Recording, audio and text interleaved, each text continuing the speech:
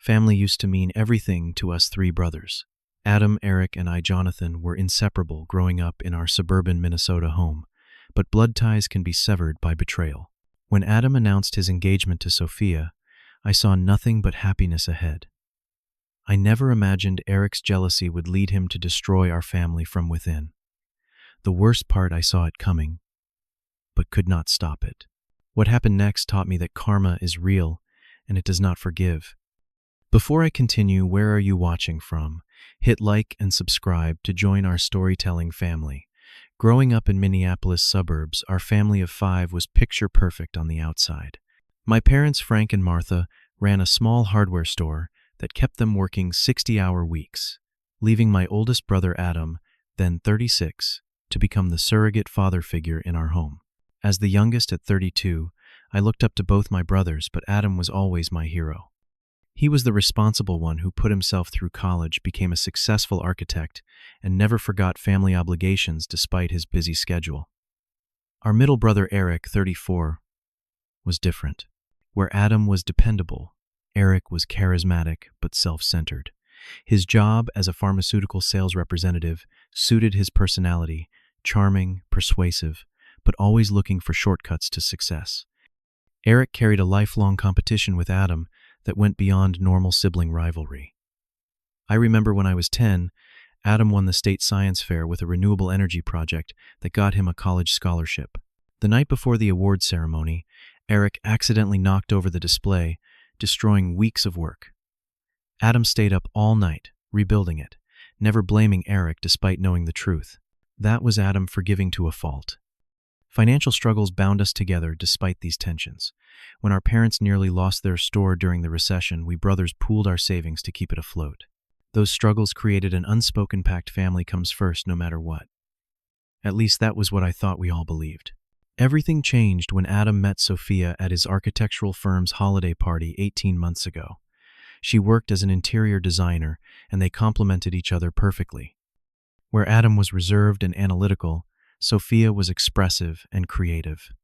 She brought out his playful side, and he provided the stability she cherished. Their courtship was effortless.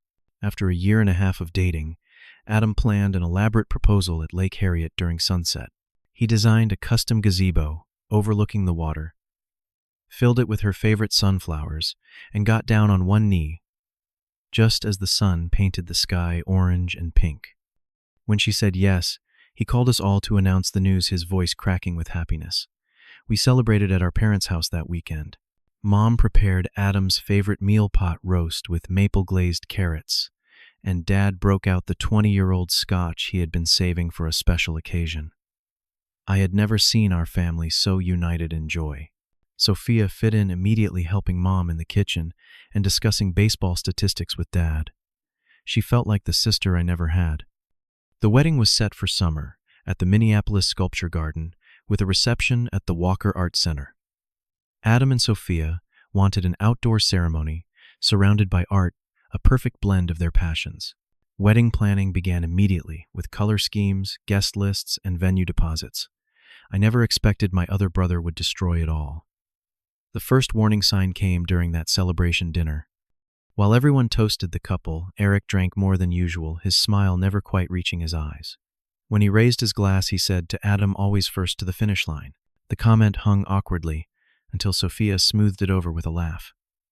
Over the following weeks, Eric showed unusual interest in wedding preparations. He volunteered to help Sophia with vendor meetings and venue visits, tasks that seemed oddly out of character for someone who could barely remember our mother's birthday. During a family brunch at our parents' favorite diner, Eric monopolized conversation with Sophia, asking about her family, her design work, her favorite movies, leaving Adam talking business with our father. I watched Eric's eyes linger on Sophia when Adam was not looking, the way his hand brushed hers when passing the sugar. One Saturday, I stopped by Adam's house to drop off a wedding magazine Mom had bought. Through the window, I saw Eric showing Sophia old photo albums. They were laughing at embarrassing pictures of Adam from his awkward teenage years. Nothing inherently wrong with that, but something in their body language, the way they sat too close, how their laughter seemed intimate, left me unsettled. Adam dismissed my concerns when I carefully mentioned that Eric seemed overly involved. He is finally acting like family instead of a competitor. Adam said, clearly pleased by what he perceived as personal growth. Sophia has been good for both of us. Meanwhile, Adam was working overtime on a major downtown redevelopment project that kept him at the office until 9 or 10 most nights. The more absent he became, the more Eric stepped in to help Sophia. Text exchanges about flower arrangements turned into daily conversations. Coffee meetings to discuss seating charts became long lunches. At our mother's 65th birthday barbecue, I found Eric and Sophia laughing by the coolers, their heads close together. When they noticed me watching, they separated quickly. Sophia suddenly very interested in rearranging the condiments. "You are being paranoid," Eric told me later when I pulled him aside. "She is going to be our sister-in-law. Should I treat her like a stranger?" His logic seemed reasonable, but my gut feeling persisted. The increasing physical contact, a hand on the shoulder that lingered, too long hugs that seemed too familiar, created an uncomfortable knot in my stomach. Then came the family dinner where Eric deliberately brought up Sophia's ex-boyfriend, mentioning details about their relationship that seemed too specific to be casual knowledge. Adam looked surprised, then annoyed. Sophia changed the subject quickly, but the damage was done. As the engagement party approached, the tension in our family dynamic grew thicker. My suspicions turned to certainty the day Adam asked me to borrow Eric's phone. Adam's battery had died, and he needed to call a client. Eric was in the shower at our parents' house after a swim in their pool. When I picked up his phone to take to Adam, a text notification from Sophia flashed across the screen. "Miss you already. Cannot wait until tomorrow. A whole day together while he is at the conference." My hands shook as I scrolled through previous messages. Flirtatious exchanges, meeting plans carefully scheduled around Adam's work commitments, heart emojis, and worse. I felt physically ill, my breakfast threatening to reappear. When Eric emerged from the shower, I confronted him in the guest bedroom, keeping my voice low to prevent our parents from hearing. "What the hell are you doing with Sophia?" I demanded, showing him the text. Eric's face flickered between shock and anger before settling into a practiced expression of innocence. "You are reading too much into this. Sophia and I are friends. She is having pre-wedding jitters, and I am helping her through them. By planning secret meetings." My voice rose, despite my efforts. "Lower your voice," Eric hissed. "Think about what you are doing. You would destroy Adam's happiness over some texts you misunderstood. She is just nervous about the wedding. I am being a good brother by helping her through it." His manipulation was seamless. He made me question whether I was overreacting, whether telling Adam would cause unnecessary pain based on what might be innocent, if inappropriate friendship. "If it is innocent, you would not be hiding it," I countered. "We hide it because people like you jump to conclusions." Eric placed his hand on my shoulder, his sales pitch voice activated. "Jonathan, I love our brother. I would never hurt him. Trust me on this." I left conflicted, but determined to discover the truth. Rather than potentially destroying Adam's engagement over suspicions, I needed concrete evidence. The engagement party rehearsal dinner was scheduled for Friday evening at an upscale restaurant in downtown Minneapolis. Adam was stressed about a presentation the following Monday and planned to return home early to prepare. As I watched Eric and Sophia throughout the dinner, their subtle glances and strategic distance felt calculated rather than innocent. Earlier that day, I had overheard Eric on the phone in our parents' backyard, the Marquette Hotel, 9 o'clock. He will be home working by then. There was no doubt who he was. After the rehearsal dinner, I told everyone I had a headache and left early. Instead of going home, I parked across from the Marquette, slumping down in my seat as I watched the entrance. At 8:55, Eric's silver Audi pulled into the valet area. At 9 to 10, Sophia arrived in her white BMW.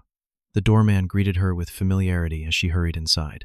For 3 excruciating hours, I sat in my car, alternating between rage, disbelief, and heartbreak for my brother. At 12:22, they emerged together. The hotel lights illuminated them clearly as Eric pressed Sophia against her car, kissing her with obvious familiarity. She responded eagerly, running her hands through his hair, the same gesture I had seen her do with Adam countless times. I sat frozen, unable to start my car, until long after they had both driven away. The weight of what I had witnessed crushed me. How could I tell Adam? How could I not tell him?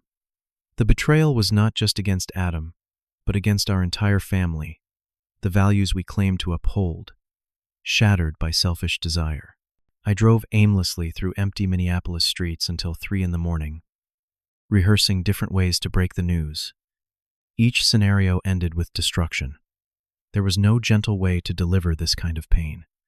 I called in sick to my teaching job the next day, unable to face 30 high schoolers while carrying this knowledge. After a sleepless night, I tried calling Adam repeatedly, but his phone went straight to voicemail. He was at a construction site with poor reception, unreachable, when his world was about to collapse. Around noon, there was a knock at my apartment door. Adam stood there, concern etched across his face. The school called Mom when they could not reach your emergency contact. Said you called in sick. What is going on? You never miss work. I gestured him inside my mouth, dry hands trembling. We sat in my small living room, the weight of what I needed to say making it hard to breathe. Adam, there is something I need to tell you, and it is going to hurt. I forced myself to meet his eyes. Eric and Sophia are having an affair.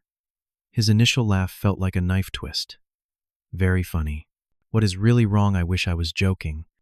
I pulled out my phone, showing him screenshots I had taken of the text messages on Eric's phone.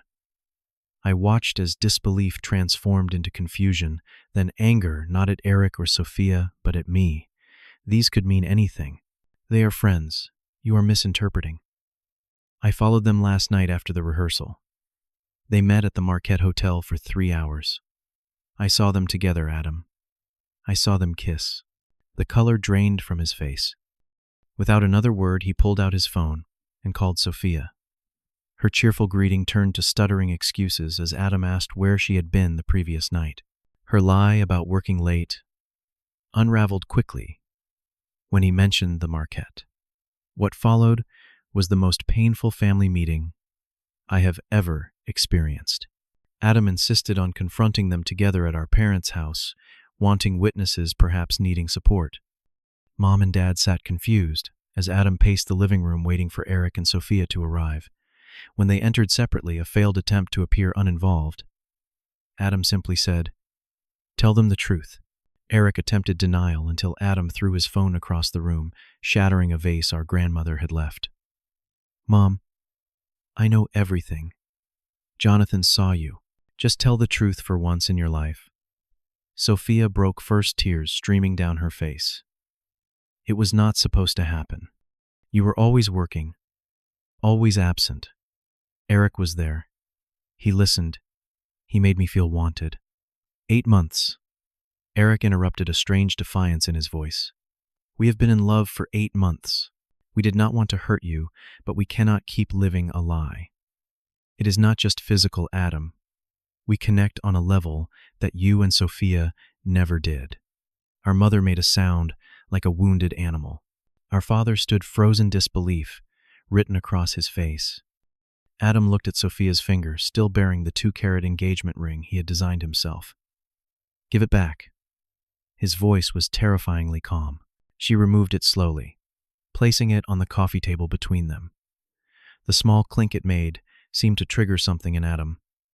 He lunged at Eric, their bodies crashing into Mom's china cabinet. Glass shattered as they tumbled to the floor, Adam landing punches while Eric tried to shield his face. Dad and I pulled them apart, Adam's knuckles, bloody, Eric's nose streaming red onto his white shirt. Mom had collapsed into a chair, sobbing uncontrollably. "Get out," Adam said to both of them. "Get out, and never come back." Sophia fled first Eric, following after attempting one more justification that no one wanted to hear. The engagement photos on the mantel became Adam's next target, glass and frames shattering against the wall as he systematically destroyed every memory. The family splintered instantly. Mom blamed Dad for always favoring Eric, a resentment apparently long simmering. Dad accused Mom of enabling Adam's workaholic tendencies that drove Sophia away. I stayed with Adam that night, afraid of what he might do alone with his thoughts and a bottle of bourbon. 3 months passed, and our family lay in ruins. The summer wedding date came and went, the non-refundable deposits on the venue and catering a small financial wound compared to our emotional devastation. Adam retreated into himself, barely leaving his apartment except for work where his performance was suffering. He lost 15 pounds from his already lean frame, his clothes hanging loose. He started drinking at night. Not social drinking, but the kind of solitary consumption meant to numb pain. I took family medical leave from my teaching position, telling the principal my brother was sick. It was not a lie. I watched Adam spiral for 4 weeks before deciding that passive support was no longer enough. I could not just witness his self-destruction, I needed to actively help him recover. My first step was research.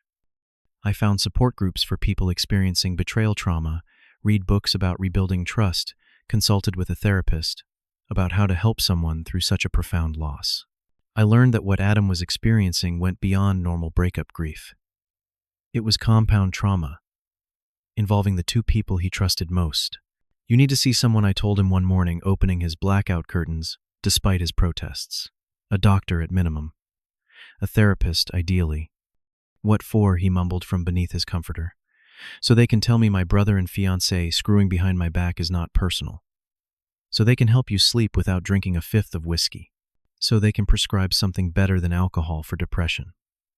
It took 2 more weeks of pushing, but I finally got Adam to his primary care physician who prescribed antidepressants and strongly recommended therapy.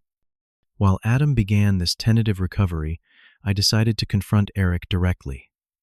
I found him outside his pharmaceutical company's gleaming office tower after work. "We need to talk," I said, blocking his path to the parking garage. "There is nothing to say." Eric looked thinner too, but well-groomed as always, his sales persona intact. "You destroyed our family. You do not get to walk away without facing that." "We did not plan this, Jonathan." His voice took on the reasonable tone he used to close deals. "Sometimes feelings develop where you least expect. Sophia and I deserve happiness too. After stealing it from your brother." The calm I had practiced shattered. "This is not the first time, is it? You took Adam's college girlfriend to prom. You applied for the same pharmaceutical job he wanted, knowing they would only hire one person. You have been trying to take what belongs to Adam your entire life." Something flashed in Eric's eyes, recognition perhaps, or the realization that someone finally saw through him. "We are not kids anymore, fighting over toys," he said dismissively. "This is adult life." Sophia made her choice. I left that confrontation, understanding that Eric's remorse was non-existent. He had rationalized his betrayal completely. My focus shifted entirely to rebuilding what remained of our family. I reached out to Adam's college friends, creating a rotation of people checking in on him. I convinced our parents to attend family therapy, without Eric to address the fractures his actions had exposed. Most importantly, I got Adam into individual counseling, where he could process his grief with professional guidance. These efforts came at a personal cost. I postponed my plans for graduate school, using my savings to help Adam with his mortgage when he was placed on performance review at work. My own dating life became non-existent as my evenings were spent researching trauma recovery or sitting with Adam, ensuring he was not alone with destructive thoughts. Slowly, incrementally, things improved. Adam returned to work full-time. Our parents began speaking again without immediately arguing.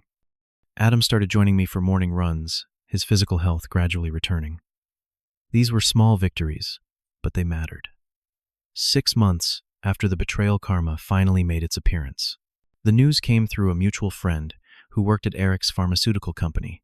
Sophia had been caught having an affair with Eric's district manager, a silver-haired executive with a corner office and stock options that dwarfed Eric's compensation. The company launched an investigation into their relationship, concerned about impropriety, since the manager had approved Sophia's recent hire into their marketing department, a job Eric had arranged for her. Both Sophia and the executive were married, adding another layer of scandal. Eric was terminated for his role in hiring his brother's ex-fiancée, then creating a hostile work environment when the affair began. His reputation in the industry was shattered. Pharmaceutical sales relies heavily on trust, and Eric had demonstrated he had none. To complete the karmic cycle, Sophia moved out of Eric's condo, taking half his savings money he had unwisely added her name to after convincing her to break the engagement. I was grading papers at 2 a.m. when my phone rang. Eric's name flashed on the screen. "Hello," I answered, unsure what to expect. The sound of broken sobbing came through the speaker. "I lost everything." Eric slurred, clearly intoxicated. "She left me for Richard. She was sleeping with him for weeks, while telling me she loved me." I felt a conflicted surge of satisfaction and pity. "Where are you, my apartment? What is left of it?" "She took everything good." After hanging up, I sat motionless, torn between justice served and lingering family obligation. By dawn, I made my decision. I drove to Eric's luxury apartment complex, finding his door unlocked. The place was trashed, not by Sophia's hasty moving, but by Eric's rage. Shattered glasses, punched walls, torn photographs. Eric himself lay passed out on the couch, unshaven, surrounded by empty bottles. I made coffee and waited for him to regain consciousness. When he finally stirred, the look of shame on his face was something I had never seen before. "Why are you here?" he mumbled, struggling to sit up. "Because despite everything, you are still my brother." The words tasted strange, both true and incomplete. Over the next 2 hours, Eric revealed the full extent of his lifelong jealousy of Adam, how he had always felt inferior to our older brother's natural abilities and work ethic, how taking what Adam valued became his way of feeling equal. He admitted that Sophia had been calculating from the start, seeing Eric as an easy stepping stone from Adam to someone even more successful. "She never loved either of us," Eric said, his face hollow with realization. "She loved what we represented. With Adam, it was stability. With me, it was excitement. With Richard, it is power. She will keep trading up until someone catches her in the act." Eric had hit rock bottom, unemployed reputation, destroyed savings, depleted alone with the knowledge that he had sacrificed family for someone who discarded him just as easily. "I deserved this," he whispered, an admission I never expected to hear. I faced a moral choice: help Eric recover or let him face the consequences alone. The decision was not simple. He had caused immeasurable pain, yet allowing him to self-destruct would not heal our family. "I will help you," I told him, "but with one condition. You need to make amends. Real ones, not excuses. Starting with therapy to understand why you keep trying to take what belongs to Adam." To my surprise, he agreed without protest. The healing journey took time, not months, but years. It began with small steps. I convinced our parents to allow Eric at Thanksgiving dinner, a tense meal where conversation remained superficial but civil. Adam declined to attend, a boundary I respected. Eric started therapy, addressing not just the immediate crisis, but the childhood jealousy that had driven his destructive patterns. He found a job at a medical supply company, a significant step down from his pharmaceutical career, but a fresh start. 6 months after Eric's fall, I arranged a meeting between my brothers at our family cabin in northern Minnesota. The neutral territory of our childhood summers seemed the right setting for this difficult conversation. Adam arrived first, still hesitant about the meeting. When Eric's car pulled up, the brothers faced each other for the first time since their physical fight in our parents' living room. "I do not expect forgiveness." Eric began his rehearsed opening, dissolving into unexpected tears. "There is nothing I can say to justify what I did. I betrayed you in the worst possible way, and I will carry that shame forever." Adam listened silently, years of pain evident in his expression. "I have always been jealous of you," Eric continued. "Everything came naturally to you: school, sports, career, relationships. I felt like I was living in your shadow.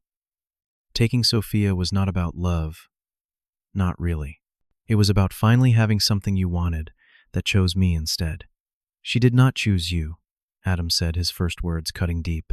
"She used you to hurt me, then moved on to someone else when a better opportunity came. We were both pawns in her game. This shared victimhood, however unequal, created a tiny bridge between them." "I will never forget what you did," Adam said, after hours of raw conversation. "I will never trust you the same way again. But you are my brother, and I am tired of carrying this anger. I cannot forgive yet, but I can try to move forward. It was not Hollywood reconciliation, but something more authentic, the beginning of a new relationship built on painful truth, rather than idealized brotherhood. Our parents found their way back to each other as well, recognizing how their own dynamics had contributed to the competitive relationship between their sons. Family therapy unveiled decades of unaddressed tensions that had laid the groundwork for disaster. Adam met Natalie at a grief support group. I had encouraged him to join someone who understood loss and betrayal from her own experience. Their relationship developed, slowly built on honest communication and shared healing. When he eventually introduced her to the family, we all recognized the difference. Where his relationship with Sophia had been passionate but superficial, his connection with Natalie had the depth that comes from mutual respect and shared values. In a twist that surprised no one, Sophia attempted to return to Adam's life when her relationship with the executive collapsed. She appeared at his office with elaborate explanations and tearful apologies. The Adam of the past might have welcomed her back, but the man who emerged from betrayal simply said, "I wish you well, but we have no future together," and showed her to the door. Eric found purpose volunteering at an addiction treatment center, his own experience with self-destructive behavior, giving him insight into others' struggles. He remained single, focusing instead on rebuilding his character and career. As for me, I returned to graduate school. My family obligations finally balanced with personal goals. My role as peacemaker had evolved into something more nuanced, the family historian who held our shared narrative with compassion but unwavering honesty. 1 year after the betrayal, we gathered for dinner at our parents' home. The family that assembled around the table was not the same one that had celebrated Adam's engagement 2 years earlier. We were changed individually and collectively, carrying scars, but also newfound wisdom. When Adam announced his engagement to Natalie, the joy was tempered with caution, the hard-earned wariness of those who have seen happiness shattered. Yet there was genuine celebration too, especially when Adam shared their plans for a small ceremony at our parents' lake house, rather than an elaborate event. "I would like all of you there," he said, his eyes meeting each of ours, before settling briefly on Eric. "Family is complicated, but it is still family." Eric offered simple congratulations without the competitive edge that once characterized his interactions with Adam. He attended the wedding as a guest, not best man, an accepted consequence of his actions. During the reception, I found my brothers standing together by the lake, watching the sunset in comfortable silence. No one mentioned Sophia or the betrayal. Some wounds need not be revisited once they have scarred over. "I never thought we would be here again," Adam said quietly. "All three of us together." "Different though," Eric replied. "Everything is different now." I looked at my brothers, one who had survived betrayal to find something better, one who had caused pain but found redemption through accountability. The family that emerged from our darkest chapter was not perfect, but it was authentic. The betrayal had forced us to establish better boundaries, to know ourselves more honestly, to love with greater awareness of both connection and separation. Have you ever experienced betrayal that ultimately led to unexpected growth? How did you find the strength to rebuild what was broken? Share your story in the comments below. If this journey of family betrayal and redemption resonated with you, please like and subscribe to hear more real-life stories of transformation. Remember that even in our darkest moments, healing is possible, different than before, but sometimes stronger for having been broken. Thank you for listening, and may you find the courage to face whatever challenges lie in your path.